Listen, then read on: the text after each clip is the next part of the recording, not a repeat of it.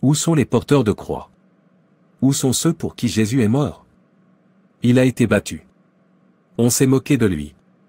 Il a été humilié, dépouillé, moqué, tourné en dérision, et finalement crucifié, tout cela à cause de vous. Dans la douleur, il était encore audacieux et prêt à subir davantage de châtiments tant que cela vous sauvait. Il a tout fait pour vous. Il est devenu une malédiction pour que vous soyez libérés de la malédiction.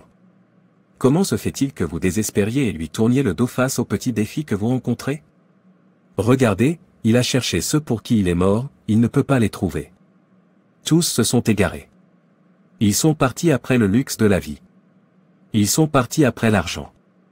Mon peuple m'a abandonné et s'est tourné vers les choses du monde. Il n'y a plus personne qui aime la vérité. Je pleure. J'ai mal. Mes mains et mes jambes saignent encore, car vos péchés ont continué à rafraîchir ma blessure. Ma mort devrait-elle être vaine? Regardez, il est presque temps, mais vous n'êtes pas prêts. N'oubliez pas que vous êtes avertis, la venue de Jésus sera comme celle de Noé. Ils étaient occupés à faire la fête, à manger et à boire, jusqu'à ce que le déluge les surprenne. Regardez autour de vous. Qu'avez-vous vu? Tout le monde est occupé à tuer, occupé à comploter le mal les uns contre les autres. Occupé à courir après les foules et la gloire. Occupé à rechercher l'argent, le plaisir et les biens du monde. Occupés à mentir et à se tromper les uns les autres. Occupés à ne rien faire, ils sont trop occupés pour savoir quelle heure il est. Ma mort devrait-elle être vaine? Regardez-les. Jude devrait savoir que je ne joue pas avec mon argent. Vous pouvez me traiter d'idiot, mais que mon argent soit complet. Il le sait, et pourtant il veut savoir ce que je peux faire. Laissez-moi l'attendre encore 5 minutes, et il ne s'est pas présenté, alors il saura qui je suis. J'attends toujours. Excusez-moi, mon frère. Larry. Oui, Peter. Savez-vous qu'il est bientôt temps pour Dieu de récolter ses récoltes et de séparer le bon grain de l'ivraie? Êtes-vous prêt pour le jour de la moisson? Tu m'as arrêté juste pour ça? Quelle est mon affaire avec Dieu récoltant ses récoltes dans sa ferme? Vous êtes la récolte de Dieu sur le point d'être moissonnée, mais la question est de savoir quelle partie de la récolte êtes-vous, le blé ou la paille? Car il amassera le blé dans son grenier, mais il brûlera la paille dans un feu qui ne s'éteint pas. C'est pourquoi Jésus a dit dans Matthieu 3, verset 10, « La cognée est déjà à la racine des arbres, et tout arbre qui ne produit pas de bons fruits sera coupé et jeté au feu. » Quels fruits portez-vous, bons ou mauvais? Qui est Jésus dans votre vie? Un ami ou un inconnu? Tu vois, Peter, ce dont j'ai besoin maintenant, c'est d'argent, de comment gagner beaucoup d'argent. Si tu as une idée ou une solution à ma crise financière, partage-la avec moi, s'il te plaît. C'est ce dont mon corps a besoin en ce moment. As-tu une idée de ce que je vais faire pour gagner assez d'argent? Matthieu 6 verset 33, « Cherchez premièrement le royaume et la justice de Dieu, et toutes ces choses vous seront données par-dessus. » Le plus important dans la vie de chacun est de se préparer pour l'éternité. Où passerez-vous votre éternité? Y avez-vous pensé? S'il vous plaît, épargnez-moi ça. Ce n'est pas ce dont mon corps a besoin en ce moment. Si vous n'avez pas de solution à mon problème, alors excusez-moi. Qu'est-ce qui est le plus important, l'argent qui ne peut vous sauver de l'enfer éternel ou sauver votre âme de la colère divine imminente? Écoutez, la situation a changé. Il est temps de se préparer. Êtes-vous prêts? Voici, je me tiens à la porte et je frappe. Si quelqu'un entend ma voix et ouvre la porte, j'entrerai, je souperai avec lui, et lui avec moi. Apocalypse 3, verset 20, Jésus frappe à la porte de votre cœur. Lui avez-vous ouvert votre cœur? Ou êtes-vous encore occupé à chercher une solution à votre problème? Regardez, les saints sont prêts à partir. Êtes-vous prêts? Ne laissez pas votre problème vous distraire. Préparez-vous. Il m'a dit de l'attendre. J'ai attendu, et pourtant il n'est pas venu. Ne suis-je pas assez bien pour être sa femme? C'est quoi cette insulte?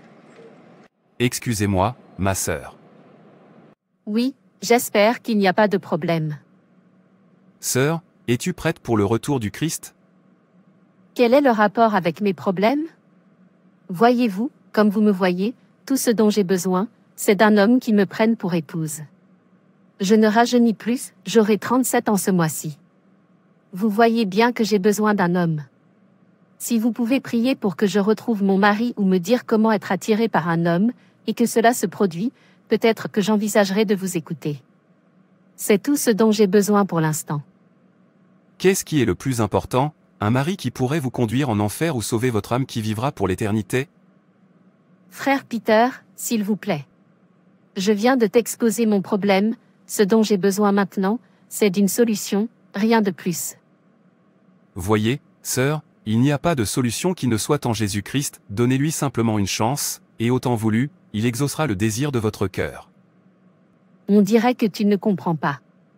Je t'ai dit que j'aurais 37 ans ce mois-ci et que je suis toujours célibataire, et tu continues à me dire de donner une chance à Jésus. Bref, je vois bien que tu n'as pas de solution à mon problème. Excuse-moi, s'il te plaît. Arrête de me faire perdre mon temps. Tous recherchent des solutions temporaires à leurs problèmes et oublient que leur âme est vouée à l'éternité. Qu'est-ce qui est le plus important, trouver la fausse solution au problème ou préparer son âme à l'avenir? Le problème passera, votre argent passera, tout ce que vous avez et avez accompli passera, mais votre âme restera éternelle. Où ton âme passera-t-elle l'éternité? Elle approche à grands pas. L'éternité n'a pas de fin, chaque jour n'est qu'un début. De plus, toutes les solutions résident dans la connaissance de la vérité, et la vérité, c'est Jésus. Sans lui, votre réussite est une perte de temps. Daniel, où vas-tu? En fait, je viens te voir pour l'endroit où tu m'as promis de m'emmener. Pour être honnête, j'en ai assez d'être célibataire. Maintenant, tu parles. Je t'ai dit, mec, que je vais te donner toutes les solutions. Si tu cherches un enfant, une fois sur place, tu en auras un. Est-ce le mariage? Une fois sur place, c'est réglé. S'il vous plaît, emmenez-moi là-bas. En fait, allons-y tout de suite. Je ne peux plus attendre. Calme-toi. Je t'emmènerai, mais ce ne sera pas aujourd'hui. Comme tu vois, j'ai un endroit où aller, alors on remet ça à demain. Es-tu sûr que cet homme sera disponible demain? Pourquoi ne pas quitter l'endroit où tu vas? Ou tu ne comprends pas ce que je ressens? Je t'ai dit de te calmer. Je t'emmènerai.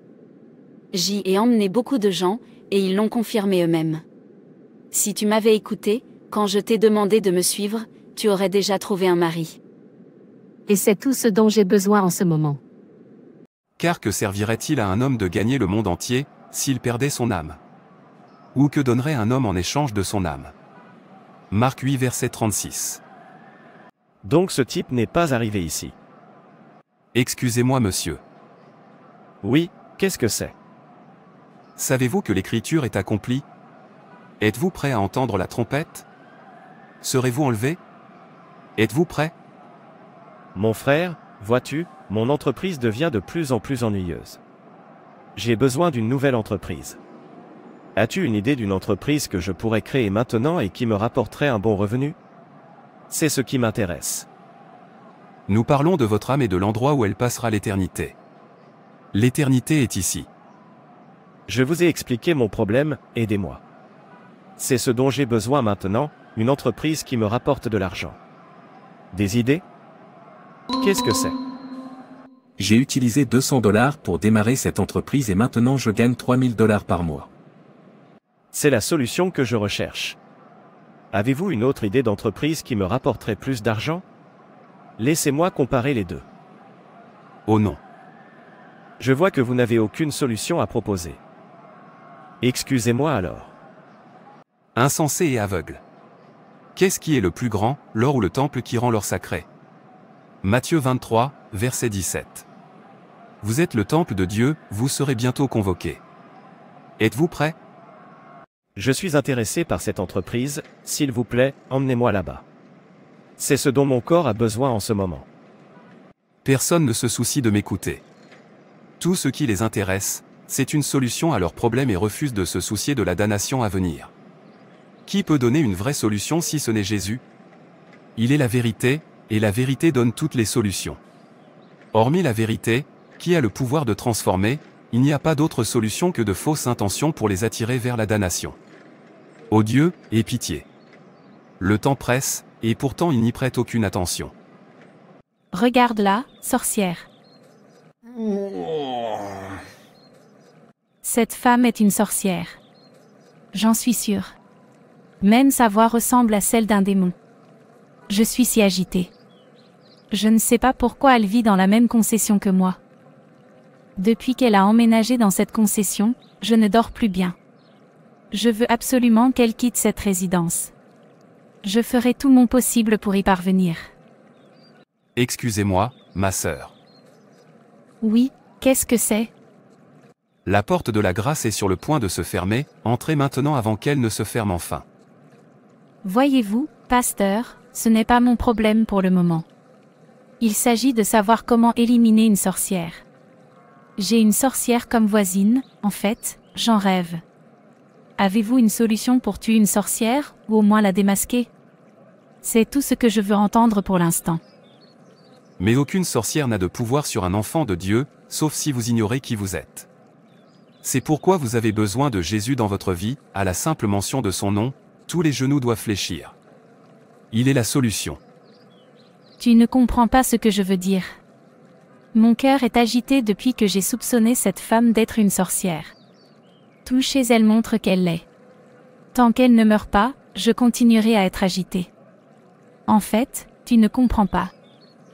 Mais si vous êtes un enfant de Dieu, une sorcière devrait vous voir et fuir, ce sont les sorcières qui devraient s'agiter et pleurer. Voilà une raison de plus pour accepter Jésus comme votre Seigneur et votre Sauveur personnel. Tu ne comprends pas. Si votre voisin est une sorcière, frottez ces deux objets sur votre corps et la sorcière s'enfuira. C'est ce que je veux. Auriez-vous une solution pour tuer la sorcière afin que je puisse comparer les deux ? Sinon, excusez-moi. Monsieur, combien coûtent ces articles ? Je suis intéressé. Je pense que je perds mon temps, ils veulent tous des solutions à leurs problèmes. Désolé, mon Dieu. Je suis tout seul, personne ne veut m'écouter. Ils ne se soucient que de la solution à leurs problèmes. Je suis fatigué. Je suppose que je devrais leur donner ce qu'ils veulent entendre. Après tout, peu leur importe que ce soit vrai ou non, tant que cela ressemble à une solution, ils sont dans le pétrin. Qui veut être seul ? Qui veut être différent ? Qui veut faire moins ? S'il vous plaît, je veux que tout le monde me salue. Je veux que tout le monde me suive, alors solution, me voilà. Je m'appelle Peter. J'ai la solution à tous les problèmes. Si tu as besoin d'argent, vois ce que tu peux faire. Il existe un sable spécial que tu peux utiliser. Je l'ai ici. Prends ce sable, mélange-le à du sel et utilise-le pour te laver. Un inconnu t'appellera et t'enverra assez d'argent. Oui, frère Pierre, que dois-je faire ? J'ai besoin d'argent. Moi aussi. Je suis intéressé, frère Pierre. Et si vous cherchez un enfant ou un mari, frottez ce savon et vous trouverez votre propre mari. Je connais une entreprise qu'on peut démarrer avec $100 et qui, en un mois, rapporte $5000. Merci frère Peter, c'est ce dont mon corps a besoin en ce moment. Merci Peter, nous sommes intéressés. Frère Pierre, que fais-tu ? À quoi ressemble ce que je fais ?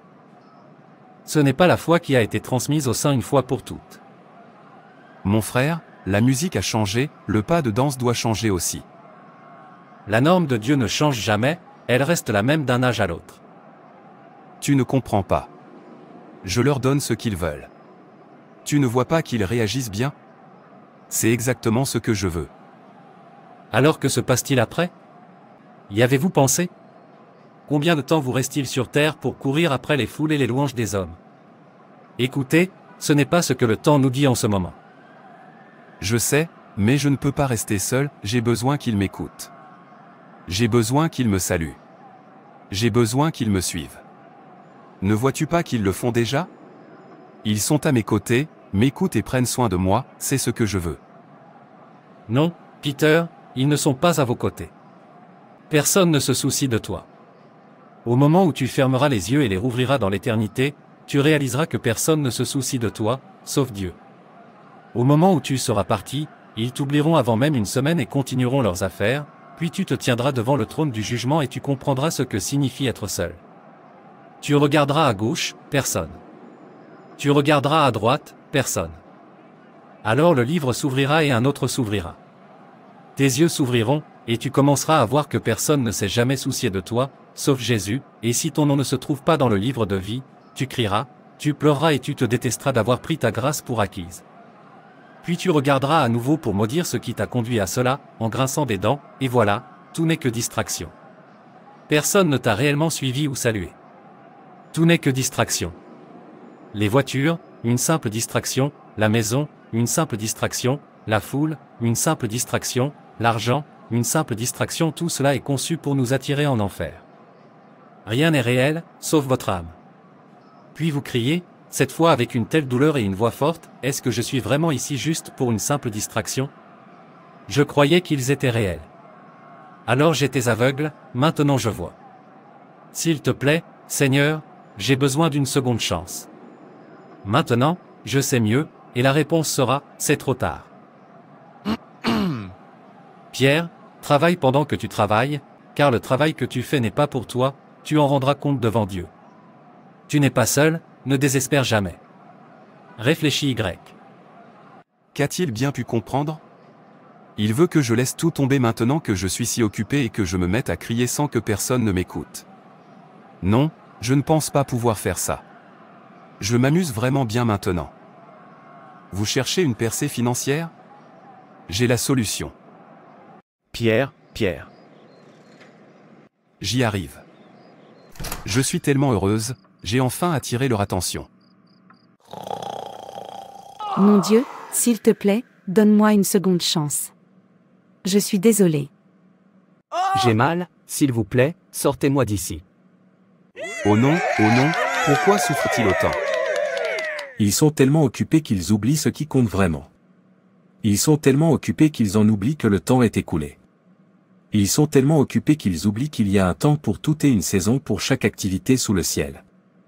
Ils sont tellement occupés, même lorsqu'ils voient clairement les signes écrits partout. Ils sont tellement occupés à ne courir après rien. Vous aussi, serez-vous occupés parce qu'ils sont occupés? Voici, je viens bientôt, ma rétribution est avec moi, et je rendrai à chacun selon ses œuvres. Apocalypse 22, verset 12. Quoi? Oh non, qu'est-ce que j'ai fait? Est-ce que je cherche maintenant à gagner l'approbation des hommes ou celle de Dieu? Galates 1h10. Ô Dieu, pardonne-moi de m'occuper à courir après une simple distraction parce qu'ils sont occupés à ne rien faire. Repentez-vous et sauvez votre âme, c'est à cela que sert le temps. Êtes-vous toujours occupé? Détestez-vous entendre la vérité? Êtes-vous toujours sur la bonne voie, ou êtes-vous tellement occupé par des choses sans importance que vous ne vous souciez plus de votre âme et de l'endroit où elle passera l'éternité? La vie n'est pas censée être une course, mais un voyage, un don de Dieu à chérir et à vivre avec détermination. Pourtant, dans la précipitation des emplois du temps et des tâches interminables, nous oublions souvent de vivre pleinement. Comme Jésus nous le rappelle dans Luc 12, verset 15, la vie ne consiste pas dans l'abondance. L'activité peut remplir nos journées, mais elle ne peut pas combler notre âme. Lorsque l'activité nous envahit, nous risquons de perdre de vue la beauté des relations, la paix du silence et la joie des bénédictions de Dieu. Le psaume 46, verset 10, nous dit « Arrêtez-vous et sachez que je suis Dieu. Accueillons le silence et trouvons le repos pour nos âmes fatiguées. » C'est un quart pour sauver votre âme. Merci d'avoir regardé, abonnez-vous, aimez et partagez.